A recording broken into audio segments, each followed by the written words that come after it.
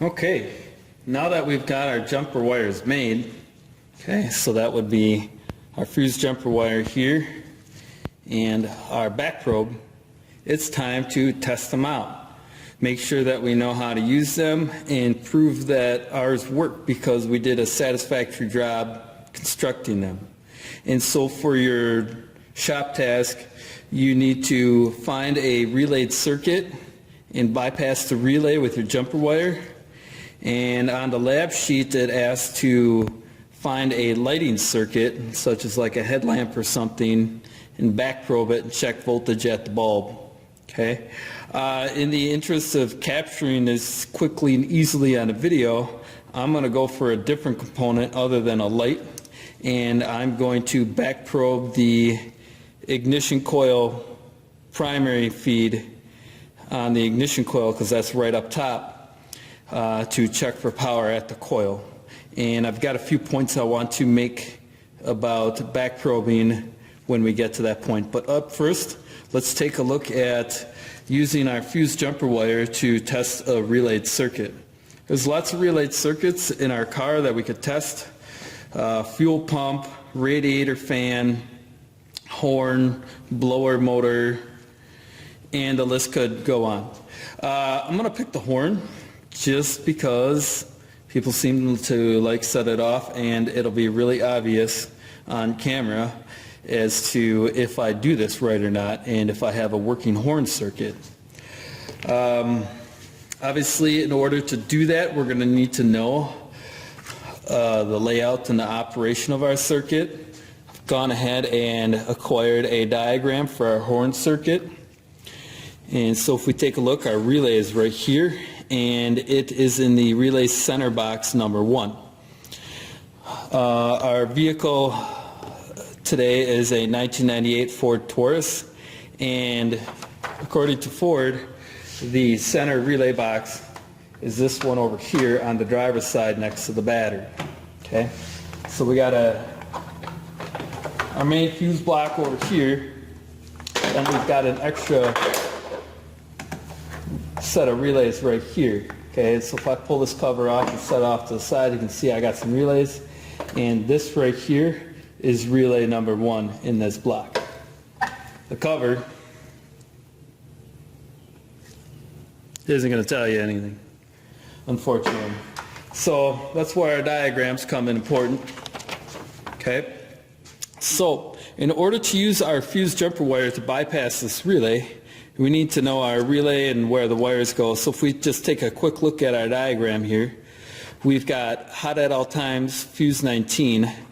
Power is going to come in to terminal 30 or pin 3 on this particular relay, and then it's going to also splice off and go over to pin 1 of the relay, and you can see that this is a coil, this is a control coil, and these are the switch contacts.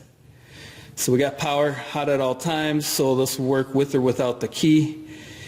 When the relay is activated, the contacts are going to contact, and it's going to send power to both of our horns, which should be grounded near the front of the engine compartment. In order to activate the relay, our control circuit is going to come over here through this dark blue wire, through the clock spring, through either of the horn switches, back through the clock spring, through the speed control, and then to ground. Okay? So if I wanted to do just a quick relay bypass or control circuit bypass test, I can use my fuse jumper wires to connect the pin sockets, the pin 3 and pin 5 in the socket. And you can see this is a 15 amp rated circuit. My fuse jumper wire is 7.5. So if I were to do something wrong, theoretically my fuse should blow it, not the vehicle's. But let's go ahead and pull the relay out here. Okay, this is relay 1. Let's see if we get a good grip on it. Pull and wiggle. Okay, so here's the relay. It's a 5-pin relay. If we look, see if we can get it to focus. Here's our diagram. And so you can see here we got pins 1 and 2 are for my control coil. with a resistor in parallel, and then 3 is going to be, sorry, focus again. 3 is going to be my common input, and then 4 is 87A and 5 is 87. So how that looks on the bottom here is this is pin 3, this is 87, and then the middle one here is 87A. This is pin 1 and this is pin 2. So when I'm looking at it, again, this is pin 2 and this is pin 1. According to my diagram, there should be power on pin 1 and pin 3 at all times. I'm going to want to jump pin 3 to 5 for the quick test, but then I'll show you how we can kind of check out most of the rest of the circuit from this location as well. Alright, so I'll set my relay down. I'm going to take my fused jumper wires, and you can see these terminals are much larger than the ones we put on our jumper wire, but they should be able to fit in. Now anytime I'm doing this, I need to make sure that regardless of what I'm using, whether it's a set of terminals, test light, or multimeter probes, I only want to just kind of like rest them on the terminals. I don't want to be jamming them in there. Okay. Also, because it's a hard circuit, I want to be able to easily pull these out because it's going to be loud if we have a working circuit here. Okay, so I'm going to go ahead and I'm going to put the top pin over here. This one nearest my finger is pin 3, and then the other one is pin 5. So I'm going to put a terminal into pin 5 first. That way, since I know that there's not supposed to be power on pin 5, if this were to accidentally touch something, there's no power there. If I do it the other way around, before I get this hold on this one, I could accidentally short things out. So I'm going to just, it's gently resting in there. I got my finger kind of pushing it sideways to hold it in place. I'm going to go ahead and I'm just going to tap that terminal in there. And we can see that not only do our horns work, but my jumper wire also works, and I was successfully able to interpret a wiring diagram, locate a relay, and bypass it with my jumper wire. So that would be an instructor checkpoint there. But let's take this a little bit further. I'm going to stick the relay back in here. Okay, and I'm going to go press the horn button.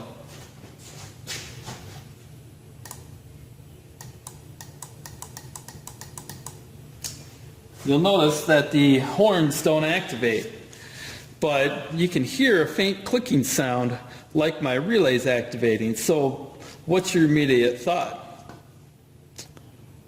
Bad relay. Okay, makes sense. But how about we prove it and make sure that it's not a more complex problem, or we're dealing with more than one problem? How do we know that the clicking that we heard is actually our horn relay clicking? Well, I guess we could hold it while we have somebody press the button, the horn button, or we could do a few basic circuit checks while we're out here and the relay's out to confirm our hypothesis. So let's take this back out. We'll do some basic relay socket checks. We can even put our back probe to use here, since the tip of my test light is rather fat. And since this is a non-computerized non-computerized circuit, we're okay with using an incandescent test light here. So if we remember our layout, 3 and 1 have power at all times, and 5 and 2, or 5 will have ground at all time because it's going to go through the wire, through the coil on the horn, and to ground. There's no breaks or opens in there. So that's going to be a ground path. And then if I press the horn switch, 2 will turn into a ground path. So what I could do with my test light, since is if I have it hooked up to battery negative, I should be able to just touch pin 3 here and get it to light, but I can't. Why? Because the opening in the plastic faceplate is too skinny for my fat test light to go into. So what I can do with my back probe, since my T-pin is much smaller, is now I can carefully take this, slip it in there, and when I just gently touch the terminal, my test light glows, showing me that I have power at pin 3. And then if I check my relay, this is pin 1 up here, so that means that's going to be the pin hole or socket down on the bottom there. I should also have power on pin 1, and I do. And so I was able to do that without spreading any terminals. How about if I check for a good ground connection through the horns? I'm going to move my test light over to battery positive.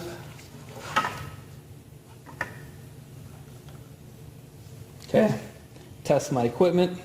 It works. And so this is pin 5. Pin 5 lights, so I've got a complete ground path. Does that tell me that both horns work? Nope, but at least one should. It's very likely.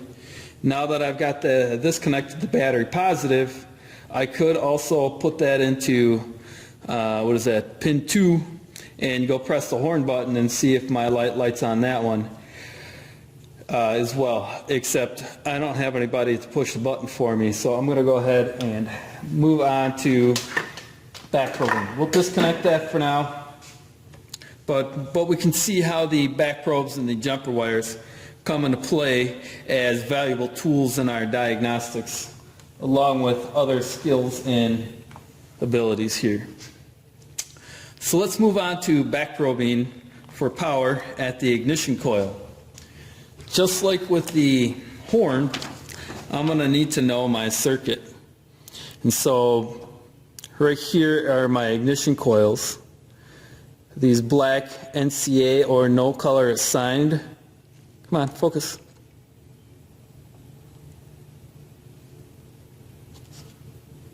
Okay, there we go. These black or no color assigned, those are my spark plug wires. You'll see I got 4 wires. I got a yellow and a white, a yellow and a red, and a yellow and a black, and then a white with a blue. If I follow that white with the blue, it's going to come up, it's going to go through splice 112, it's going to come all the way up, it's going to go over, and then it's going to come up to fuse 10 20 amp, okay, and it's hot in start or run, okay. So my power wire is going to be the white with the blue stripe. See if we can enhance.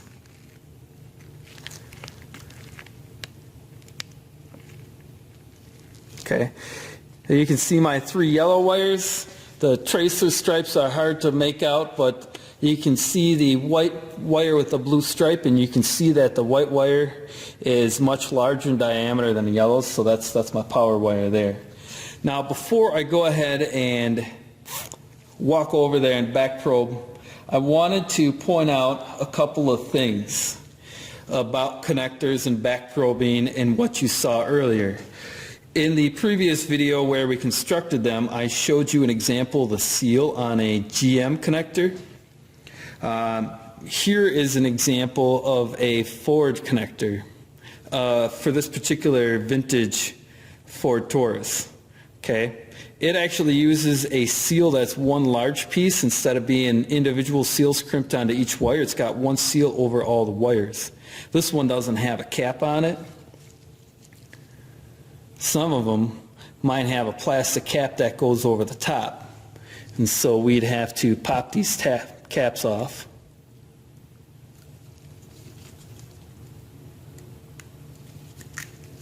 Okay, and then you can see the seal in there, and that's a one-piece seal. Let's see if I can work that out here for you. It's in there pretty good. Good thing it's a cutoff connector.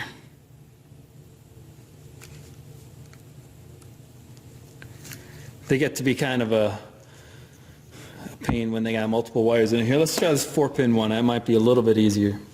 Okay? So if I pull this out, Just reach in here and get underneath it. Be gentle about it. You can see it's fairly thick. And you look down in there, there are the metal terminals crimped onto the wires. One of the things you need to be careful of is that you notice how it would be really easy with my back probe if I went in this red wire here, if I went in this red wire here, if I didn't go in straight, I could easily end up probing the pink wire. So when I back probe, especially computer connected connectors, ones that are connected to a computer control circuit or power like this, I have to be very careful that when I probe, I go straight in and I make contact with the wire I want to make contact with. I don't want to accidentally go in at an angle and use my back probe to short a power to a grounded circuit. That would be bad, especially if it's a transistor controlled ground inside of an ECM or other type of control module. So I have to be very careful and make sure I go straight in. There's lots of different ways these connectors are constructed. Some are open cavities in the back like this behind a seal. Some are individual tubes. Okay? So I'm just trying to advise caution, especially if this is like the first or few times you're doing this and it's very new to you. You need to be very aware of your circuit as well as the connector style and making sure that you're going as straight in as possible to avoid accidental shorts, or I guess best case scenario would be you measure the wrong thing. Hopefully you don't make a bad call based on that, and you know what types of measurements you should be expecting. So yeah, we want to avoid that by being careful about how we do this. Okay? So we're going to go over and we'll set up our back probe, and I've got a meter. I'm going to use a meter for this because it's high impedance, so that if I were to have it wrong or maybe have the wrong pin, the high impedance of the meter should help prevent me from making costly mistakes. And also when I do this, I'm going to see if I can reposition you guys over this. When we do this, we want to, on this particular connector, because there's a hole through the center of the seal next to the wire, I want to try to get in.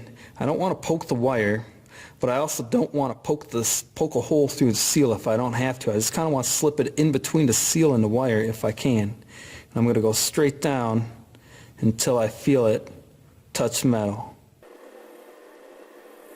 Okay. Felt it bottom out. I think it was something hard like metal there. Looks like I had just enough length in my T-pin there. I'm going to set up the meter, and then we'll flip the key switch on. So I've got a multimeter here. I'm setting it to volts. I have it off the screen. Put my black probe in battery negative, and then my red probe, I'm just going to clip to here, and I'm going to let that float out in midair a little bit. Okay? And then let's see if we can set this where you can see it. Okay? So if everything's good, when I flip the key, it should read 12 volts.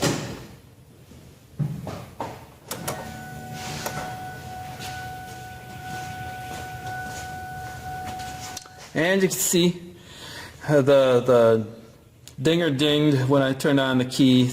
You heard stuff cycle on, and my meter is now registering 12.5 volts, or battery voltage, and quickly dropping because it's a shop car battery.